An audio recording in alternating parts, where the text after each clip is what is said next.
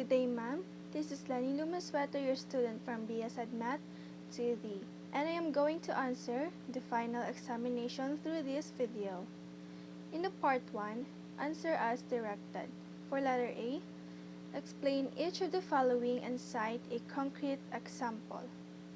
Number 1, rights of students. Letter A, the right to receive primarily through competent instruction, relevant quality education, in line with national goals and conducive to their full development as person with human dignity. And my explanation goes this way. As a student, we do have a right to receive an equal education from the government and private sectors. I believe, or many do believes, rather that the youth is the hope of our country. So, leaders and elders should give us the good conduct and quality of education that we deserve in order for us to grow with correct virtues, vision, and mission in life, to be an instrument for a brighter future, and also to be molded as a responsible Filipino citizen that will help our society to develop into a stronger and better one, as well as to be a worldwide competent professional utilizing my own skills, talents, and knowledge that I have gained from the country's offered education. For instance, public schools and universities should offer a free education for those unfortunate ones to have an access to a quality education.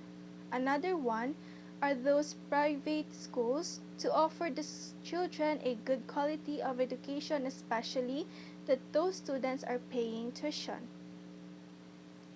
Letter B, the right of access to his or her own school records, the confidentiality of which the school shall maintain and preserve. My explanation goes this way, ma'am. We students have a right to have an access to our own school records, just like, for example, in tracking and looking for our own scores and also our general average on every subject or course. It is for us to know where shall we exert more effort in studying so that we can get a higher general average on our records. Furthermore, keeping our records in school confidential is a must to respect our own privacy, and also for us not to be vulnerable and exposed in bullying if we do have a bad records in the past. Letter C, the right to form, establish, join, and participate in organizations and societies recognized by the school to foster their intellectual, cultural, spiritual, and physical growth and development, or to form, establish, join, and maintain organizations and societies for purposes not contrary to law. We students have a right to join and participate in a certain legal or school organizations in order for us to have a growth and development on our own different aspects, but just to make sure that this organization shall never have a vision and mission to break the law. Just like, for example, I am really good in math. This is not to brag, but with all honesty. Then I decided to join the math club in order for me to gain more new knowledge and experiences so that I can reach my own beyond self limits.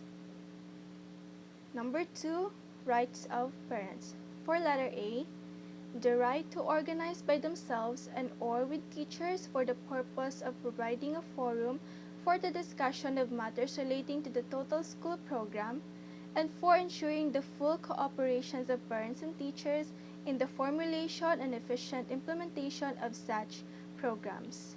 And my explanation goes this way. So, our parents have a right to know on what is going on inside of an institution where we are studying. Furthermore, they have the right to participate in any other orientation or meetings regarding to the school activities and programs that is correlated to student self-development. And lastly, our parents have a right to have an open space to question our teachers about a certain or suggest anything valuable activities for the good of the students as well as the institution. Just like, for example, in Iloilo Science and Technology University, we do have a PTA or Parents and Teachers Association, wherein it is an organization that is responsible in providing a forum for the discussion of issues and their solutions related to the total school program, and to ensure the full cooperation of parents in the efficient implementation of such program. For letter B, the right to access to any official record directly relating to the children who are under their parental responsibility. My explanation goes this way. So, our parents have a right to have an access on our school records so that they will know our performance and total grades in every subject that we take, but parents can only have an access on their own children or anyone that they have a responsibility to get it.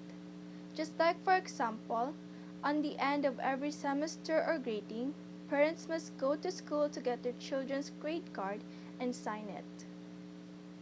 Number 3, rights of school personnel. For the letter A, the right to free expression of opinion and suggestions, and 2 effective channels of communication with appropriate academic and administrative bodies of the school or institutions. My explanation goes this way. School personnel have this right in order for them to openly express oneself on major institutional issues, obtain information, and hold the powers that be accountable, that is critical to any institution, students, and the school personnel's development. Just like, for example, inside the classroom, wherein the teacher do give his or her words of wisdom to his or her students without knowing that this advice may be a big contributing factor for the student's own development. For the letter B, right to establish, join, and maintain labor organizations and or professional and self-regulating organizations of their choice to promote the welfare and defend their interests.